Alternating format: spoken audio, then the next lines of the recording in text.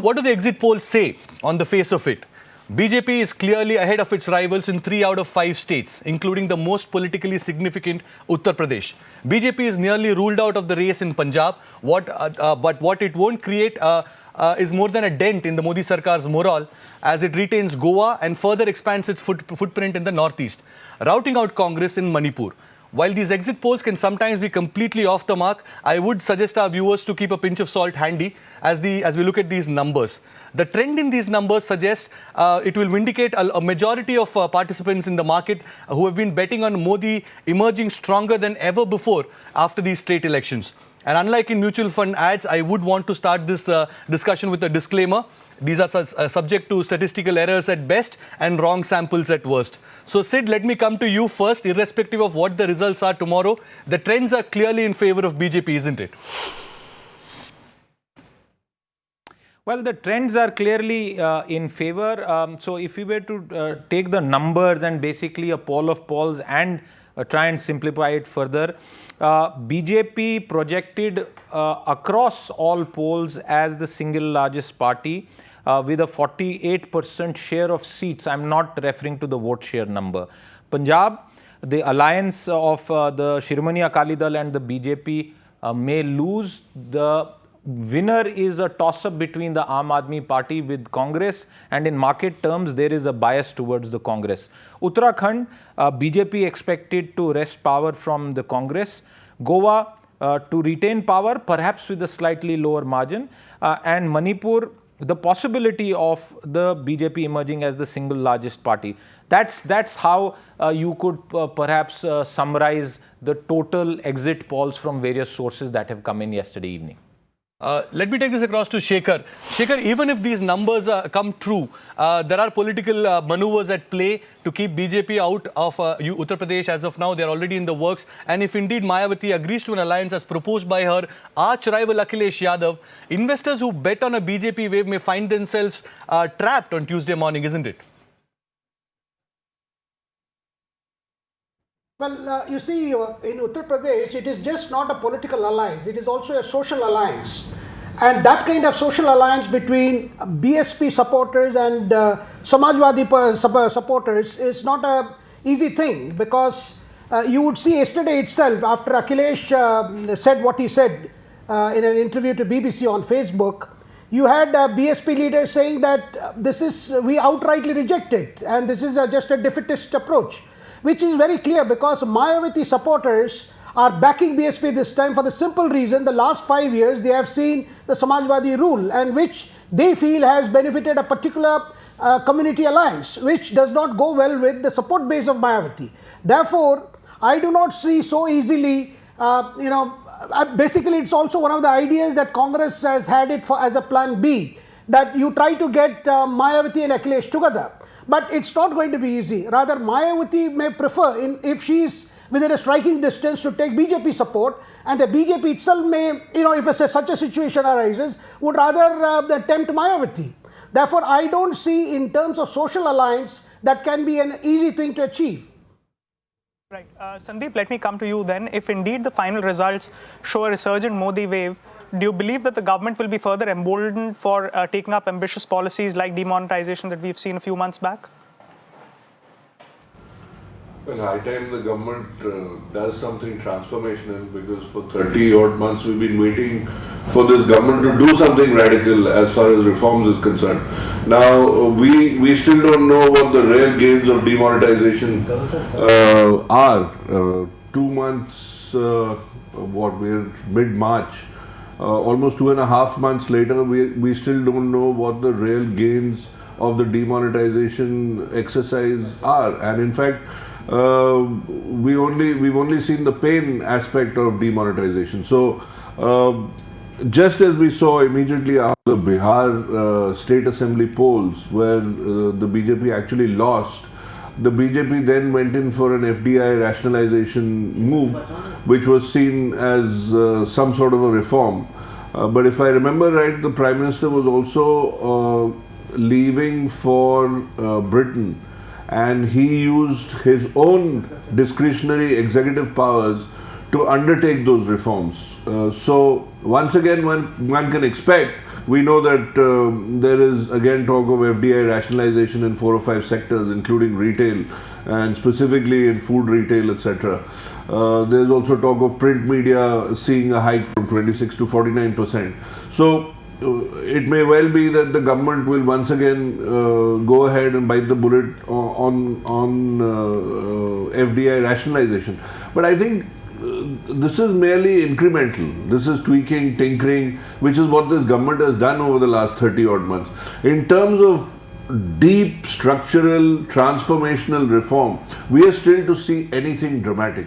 If you look at GST, which is being hailed as a reform by this government, that is not something that one would think that a right-wing government was to do. It is a long pending reform which has been in the works for almost 10 years, which has finally been actualized because legislation and parliament got together finally in a bipartisan approach and went ahead and bit the bullet. But in terms of anything structural, in terms of anything which is transformational, which is far-reaching, there has been nothing that has happened. And I could give you an analogous reference to what happened during Atalji's time, and which is why people believe that right wing is good for economics in India.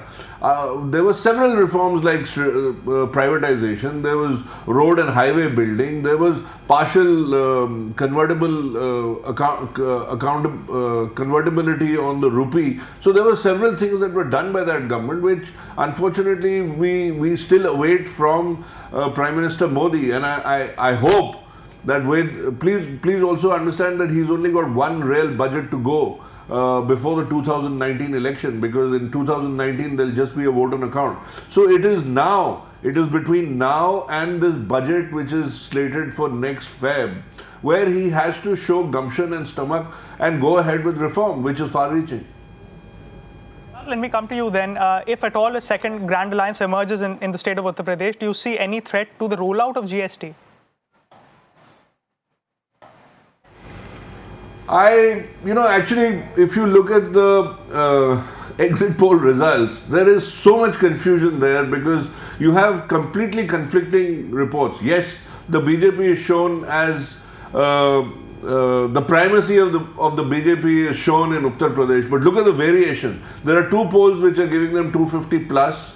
There are 2 polls which are showing them in pole position, but well short of a majority. And there are 2 other polls which are showing them close to 185, 190, 200, which means that they will form the government. But look at the variation. It starts from somewhere like 175 or even less than that, 166 to 174, and goes all the way to 285.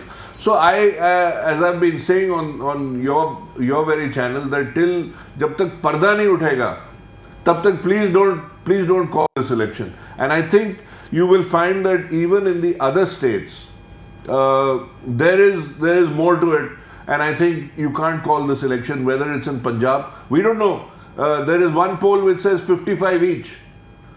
Even in Uttarakhand, there is one poll which suggests that both of them will get between 27 and 35. And Manipur as well, which is a smaller assembly, again there are conflicting reports. Goa is the only state where the BJP is shown in a lead, and the MGP, which I guess the Maharashtra Gomantak party will come together with the BJP and form the government in Goa. So I don't see any threat to the GST. I don't know how these parties will behave effective Tuesday, because it's a question of passing those 3 bills now.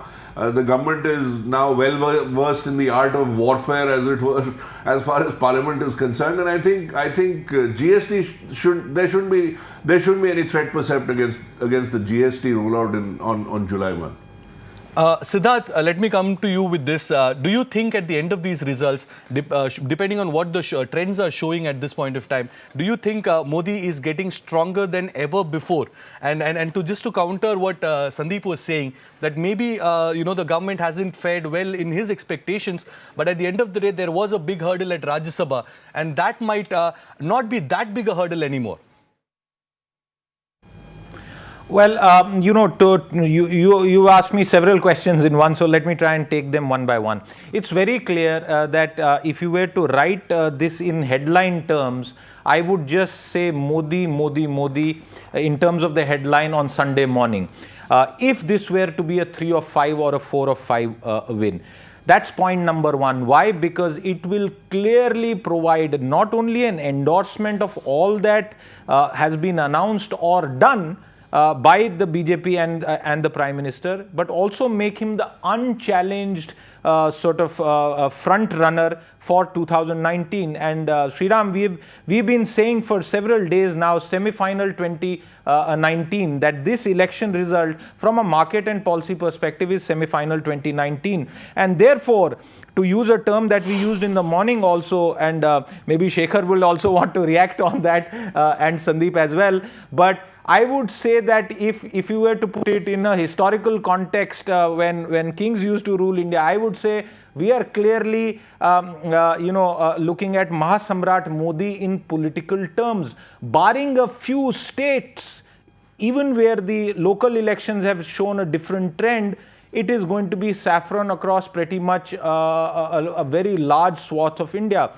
That therefore makes it very clear that the agenda that the Prime Minister desires to implement will obviously get rubber stamped by the cabinet and will percolate into the rest of the administration. It is as simple as that. And the markets, as we know, love that very much. That is why you are seeing them react in the positive bias that they are as of now. Indeed. Markets have been betting on a stronger government, something that can push through tough reforms faster than it has managed to so far. But before we take this discussion forward, I want to run through what is the impact on the economy if indeed BJP were to emerge stronger. So what is it that we have in the public domain right now? It's the BJP's manifesto in Uttar Pradesh. And what did it promise, and what are the implications for the economy? All farm loans to be waived. That's the big promise that Prime Minister Modi made in many of his rallies and reinforced it as he went along. I mean,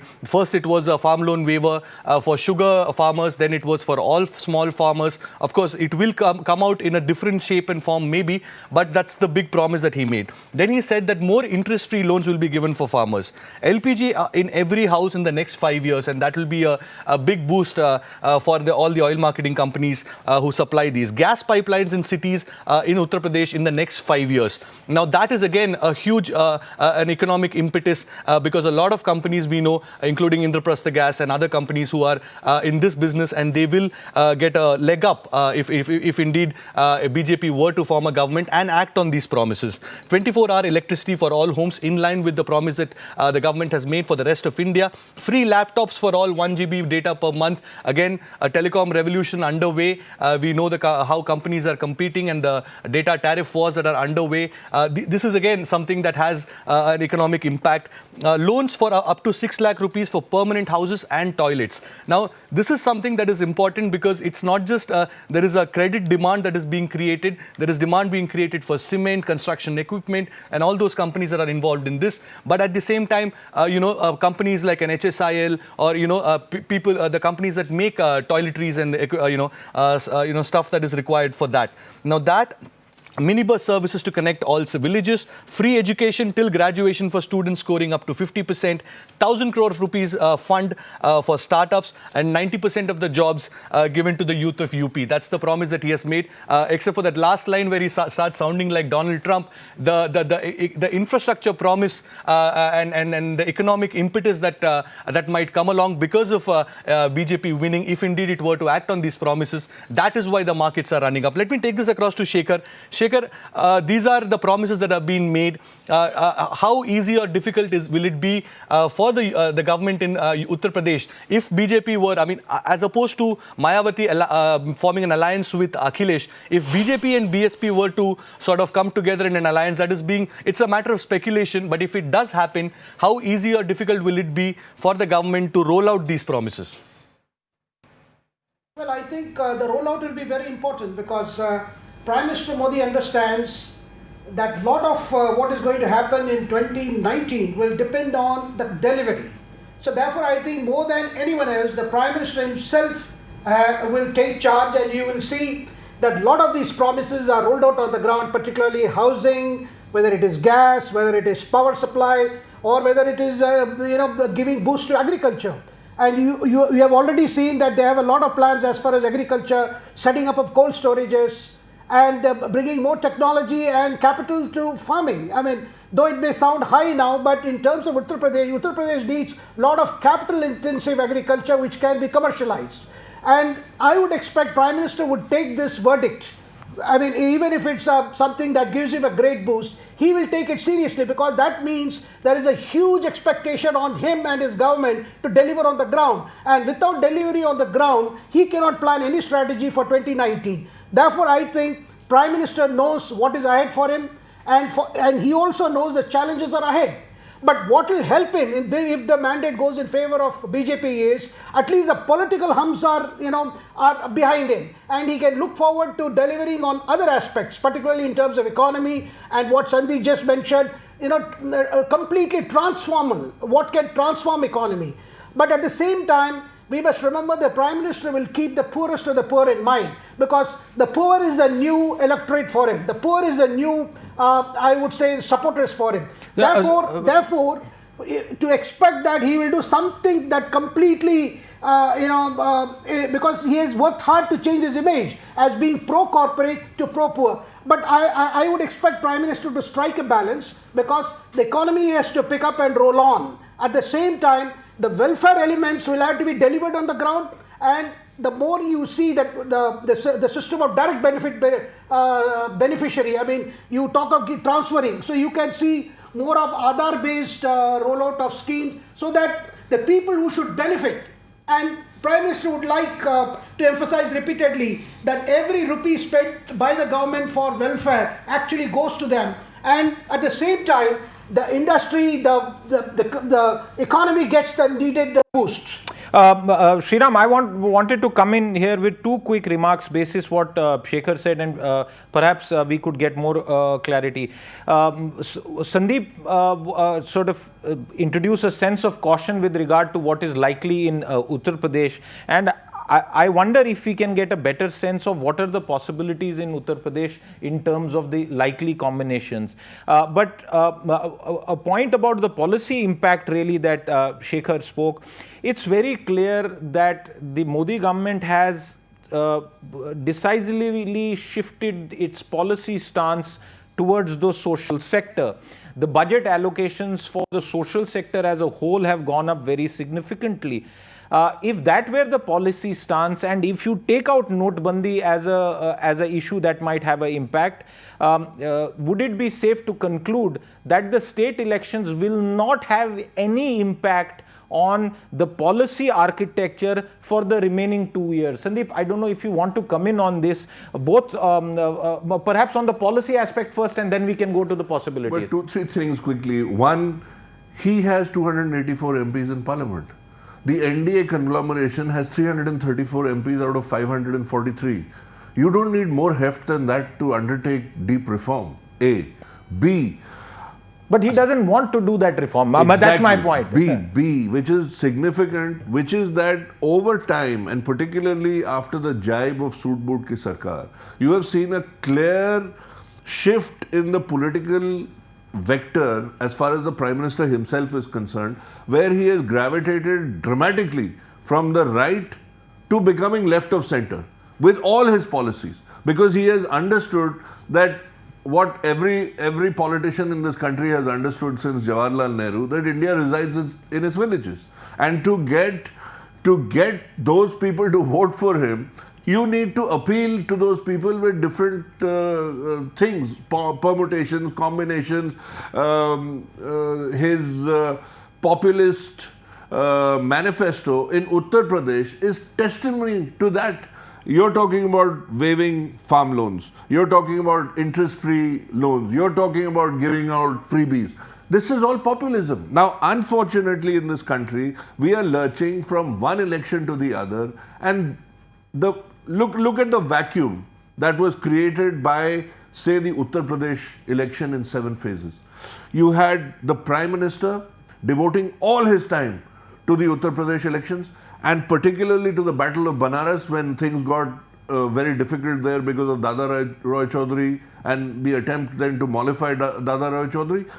You had 6 or 7 key cabinet ministers sitting in Varanasi. You had the party president sitting in Varanasi. Government Because had that moved, is probably because the secretaries run the government, Sandeep. government had moved from Delhi to Varanasi. Yeah. And you could speak to any bureaucrat, you could speak to any BJP insider, and they would have told you that nothing has moved in the last 1 month. True. So everything has been reset for March 14th. And also, please understand that all these things are built into the market. The elections are built into the market because the market always looks prospectively, never retrospectively. The result of these elections is built into the market. Janet Yellen's Fed rate hike is already factored in and built into the market. Right, right. So all this, take all this out and just focus on what we need to do now, which is what I think this government needs to do, that finally it needs to now come to terms with the fact that, okay, UP is out of the way, Punjab is out of the way, XYZ is out of the way, let's focus on what we have to do. Instead, what will happen is, the focus will be on Gujarat and the focus will be on Himachal. On the other 8 states that you're alluding to. Exactly. Sriram, before you come back in and Pranay comes in, I just want Shekhar to comment about the possibilities to sort of introduce a sense of caution back into the debate about the possibilities of the likely architecture in UP in pure political terms. Well, I would go by whatever the exit polls are indicating, that BJP, the best of situation, they have enough numbers to form the government. And in a situation where they don't have enough numbers, they'd be the single largest party. This is the scenario I see. And being a single largest party, and because of the difficulty of that the kind of alliance that is possible with BSP, SP and Congress coming in. So I would rather see more chances of BJP forming the government. But then when you say difficulties, I recall what happened in Jammu Kashmir, where it took a lot of time to form the government, and what happened in the previous election in Delhi. Before the current government was formed in the second election, the BJP had a sizable number, but the arithmetic was such that it could not form a government. Is that likely in UP? Because I know a lot of people in the market are asking that question. Yeah, there is a possibility. There is a possibility that because politics is always considered as art of the impossible. But you see, Mayawati will also think of what next, because simply forming a government will not help. I mean, you can form a government, but a possibility of the BJP giving outside support to Bahujan Samaj Party? Quite possible. I think that or can vice be the, versa. I mean, that is possible because vice versa. Remember that Mayawati and the BJP have formed a government in the past, and Mayawati then pulled the plug on it after she served her term. So why not the BJP as the single largest party, say short of 204 and stops at 190, is supported from outside by Mayawati? That possibility also exists. I think a lot would depend on the number. What is the big number? What is the big number? If you're short by say 20 or 30, then definitely Mayawati. If you're short by 10 or 12, then I guess you can cobble up the numbers with the others. And I don't know how many seats are projected for independents. Ajit Singh. Ajit Singh. We Yeah, are forgetting Ajit Singh. Yeah. So if Ajit Singh lands say 5 or 6 seats, because nowhere did I find Ajit Singh in this calculus. If Ajit Singh gets 5 or 6 seats, you're short by say 20, then there are independents, etc., and you can manage. But if you're short by say 30, then obviously BSP has to come and support you from outside. I don't think it will be the BSP forming the government with 70 seats. It will have to be the BJP as the single largest party, supported from outside by the BSP. And what is it that she will ask for? Plenty of things. Obviously, it starts with something called the Central Bureau of Investigation. That's a good point. Sriram, before you take over, please also try and remember that there is a possibility also of a change as far as the or a possible impact, Shekhar, on the union cabinet, but we'll probably come back to that as a point later on. Sriram. Yeah. So, no, I wanted to add to what Sandeep was saying. about Mayawati not being able to form a government on her own with 70 seats. But at the end of the day, Sandeep, no matter who gets the single largest party, whether it's the SP Congress Alliance or the BJP, the aces seem to be with Mayawati at the end of the day, because whoever has to form a government needs her support. And to that extent, I mean, in that context, I guess she's on a stronger footing than most of us are giving her credit for, isn't it? That eventuality exists only if the BJP falls short. Now, there are two polls which give the BJP a landslide. There is one which says 251 plus. There is another one which says 284 plus. Then Mayawati is reduced to tatters. Mayawati does not exist as far as the equation is concerned. Now to come back to elections, why are we forgetting that there is a presidential election somewhere in between? And this election is crucial to that presidential election. So instead of going all the way to December when the Gujarat and Himachal polls take place, you will now find that politicking will pick up. You will now find that people will try and cobble up the numbers. And if the BJP does best in Uttar Pradesh, then obviously the electoral college that exists for the presidential election will get a boost as far as the BJP is concerned. Please understand that Mr. Modi would like to appoint his own president. It is very clear that he would not like to accept a president a consensus president who is thrown up by the opposition. He will very clearly want to appoint his own president, again looking forward to the 2019 elections, because in Indian politics everything can change within 10 or 15 days. So the presidential election, the vice presidential election, which is maybe not so important, the presidential election is going to be a very, very significant event in the calendar.